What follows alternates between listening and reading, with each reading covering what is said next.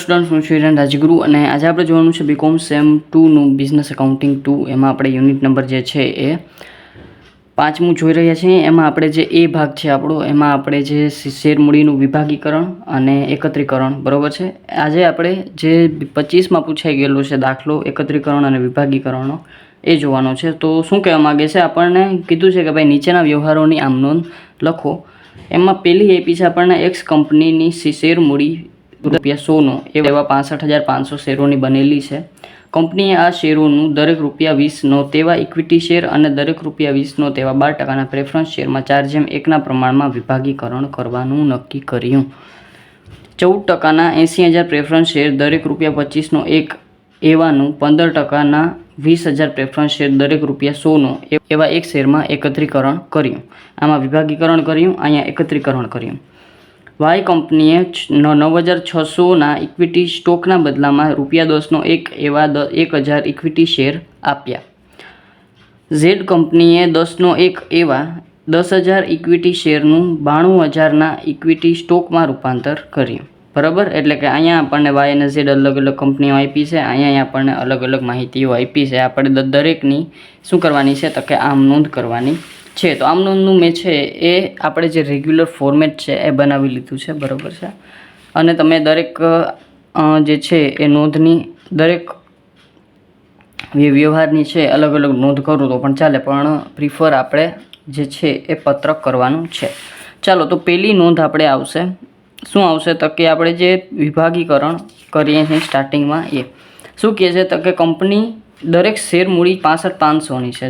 65,500 equity share છે, ₹100નો આપણે લખીએ તો 65,50,000ના શેર મૂડી છે, ટોટલ શેર મૂડી છે, બરાબર છે।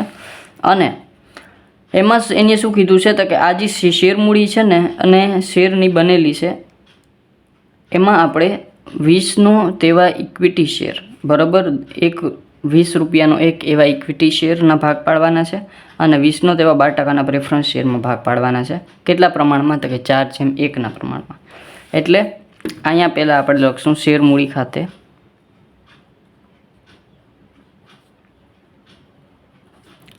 ઉધાર કેટલી તો કે જે 65,50,000 છે ટોટલ એ જ આપણે ઉધાર કરી નાખશું, બરાબર, જે આપણે મેઇન મૂડી છે આપણી એ। હવે આપણે આને બે ભાગમાં ડિવાઈડ કરવાના છે। કયા કયા ભાગમાં છે તો કે એક છે આપણે ઇક્વિટી શેર, બરાબર, તો તે આપણે લખી નાખશું ઇક્વિટી શેર ખાતે। અને બીજામાં આપણે જે છે કન્વર્ટ કરવાના છે એ છે આપણા પ્રેફરન્સ શેરમાં, તે 12%ના પ્રેફરન્સ શેર ખાતે, બરાબર છે।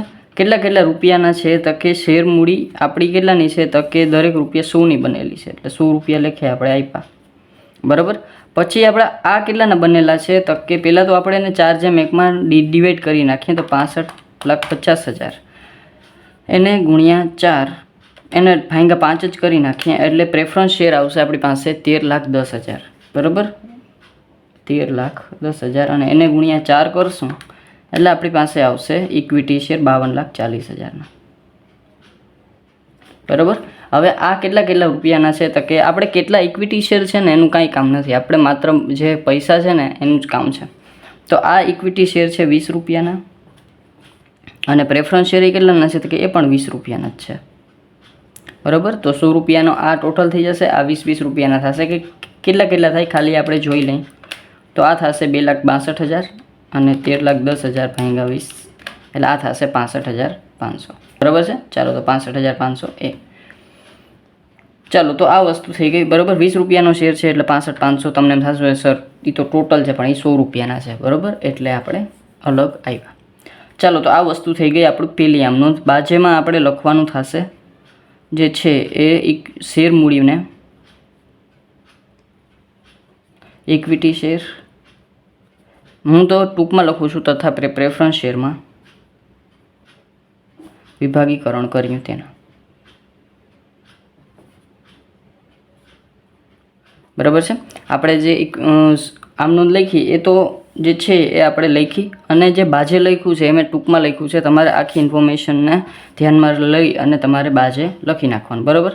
ચાલો, તો આ થઈ ગઈ આપણી પહેલી નોંધ, બરાબર છે. અને કદાચ ખબર ના પડી હોય કે સર આ કઈ રીતે થયું છે, તો તમે જરાક ઇન્ટ્રોડક્શનનો વિડીયો તમને જે છે એ નીચે ડિસ્ક્રિપ્શનમાં લિંક આપેલી છે, જો ના સમજાય તો જોઈ લેજો, બરાબર છે.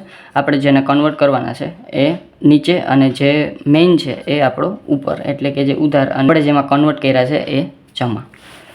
બીજા નંબરમાં બીજી નોંધ આપી છે કે 14%ના 80,000ના પ્રેફરન્સ શેર દરેક ₹25નો એક એવાનું 15%માં ₹20,000ના પ્રેફરન્સ શેર દરેક ₹100નો એવાનું શેરમાં એકત્રીકરણ કર્યું છે. પહેલાં તો આપણે જોઈ લઈએ કે ટોટલ રૂપિયા બરોબર થાય છે કે નહીં.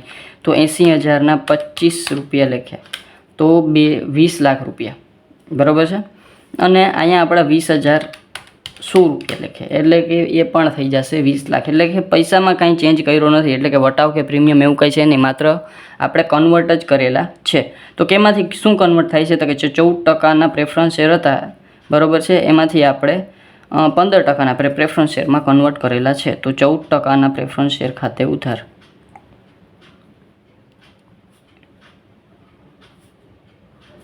અને તે 15%ના પ્રેફરન્સ શેર ખાતે કેટલા તો કે ભાઈ 80,000ના પ્રેફરન્સ શેર હતા 25 રૂપિયાના, તો એ 20 લાખ થતા હતા.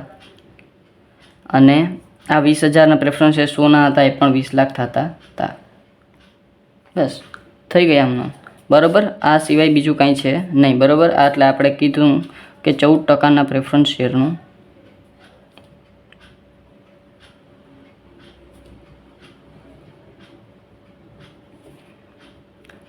15%ના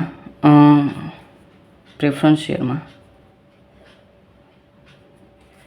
જે 100 રૂપિયાનો એક છે એવામાં એકત્રીકરણ કર્યું તેના.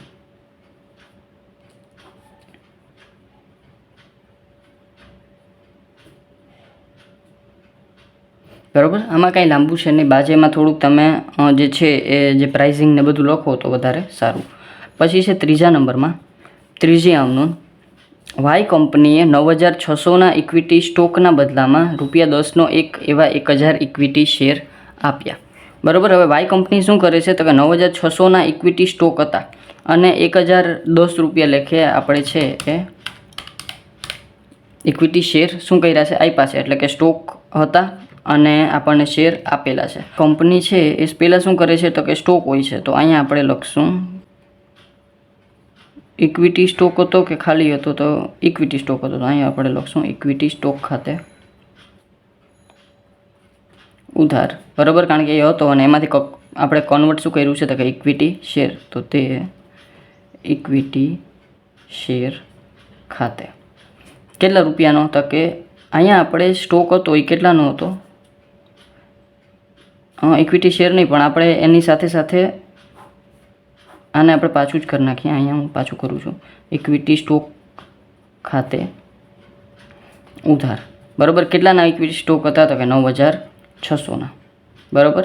હવે ઇક્વિટી શેર કેટલા આપે છે, તો કે 10,000ના, બરાબર. તો અહીંયા આપણે વધશે, એ શું વધશે, તો કે વટાવ વધશે. તો અહીંયા આપણે લખશું વટાવ ખાતે ઉધાર કેટલો, તો કે 400 રૂપિયા, કારણ કે ઓલા તો 10,000 છે, બરાબર છે. અને તે ઇક્વિટી શેર જેમાં આપણું કન્વર્ટ થાય છે ઇક્વિટી શેર ખાતે કેટલા છે, તો કે 9,000 અને 9,600 અને 400, એટલે ટોટલ થશે 10,000, બરાબર છે. શું કર્યું આપણે, તો કે જે ઇક્વિટી સ્ટોક હતું, બરાબર છે, જે 9,600ના હતા, ઓછા હતા, એમાં આપણે 10,000ના આપણે શું કર્યા, ઇક્વિટી શેરમાં કન્વર્ટ કર્યા. તો ઘટ્યા કેટલા, તો કે એ આપણે ઘટ્યા એ આપણે વટાવ ખાતે ઉધાર કર્યા, બરાબર છે. તો વટાવ ખાતે ઉધાર, ઇક્વિટી સ્ટોક ખાતે ઉધાર અને તે ઇક્વિટી શેર ખાતે બાજુમાં લખી નાખશું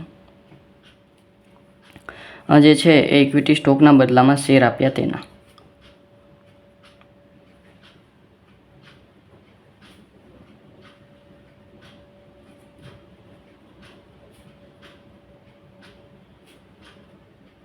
બરાબર છે. ચાલો પછી છે ચોથા નંબરમાં આપણે એક લાસ્ટ નોંધ આપણે પાછળના પેજ ઉપર આવેલા છે. ચોથા નંબરમાં છેલ્લી નોંધ છે, કંપનીએ 10નો એક એવા 10,000 ઇક્વિટી શેરનું 92,000ના ઇક્વિટી સ્ટોકમાં રૂપાંતર કર્યું, બરાબર છે. ઉપરનો જે હવાલો આપ્યો છે એનાથી ઉલટો હવાલો છે કે આપણે જે 10,000ના ઇક્વિટી શેર હતા 10 રૂપિયા લેખે, તો ટોટલ રૂપિયા કેટલા થાય, તો કે 10,000 ઇક્વિટી શેર હતા 10 રૂપિયા લેખે, 1 લાખના શેર હતા, હવે એનું આપણે સ્ટોકમાં રૂપાંતર કર્યું છે 92,000 બરાબર છે. એટલે કે કંપની ઓછા પૈસા લે છે. કંપની શું લે છે તો કે ઓછા પૈસામાં સ્ટોકમાં રૂપાંતર કરી નાખે છે. તો બાકીની રકમ વધશે એ શું વધશે? કંપની માટે પ્રીમિયમ. બરાબર છે. તો અહીંયા આપણે જે છે એ લખશું શું હતું તો કે ઇક્વિટી શેર ખાતે. ઇક્વિટી શેર ખાતે ઉધાર કેટલાના હતા તો કે આપણી પાસે 10,000ના 10 રૂપિયા લખીએ એટલે 1 લાખ હતા. બરાબર. ઇક્વિટી શેર ખાતે ઉધાર તે કોના ખાતે તો કે પહેલાં તો આપણે જુઓ શું આપે છે તો કે ઇક્વિટી સ્ટોક આપે છે. તો તે ઇક્વિટી સ્ટોક ખાતે કેટલા તો કે 92,000. બરાબર. વધ્યું શું થઈ ગયું તો કે પ્રીમિયમ તો કે તે સ્ટોક પ્રીમિયમ ખાતે.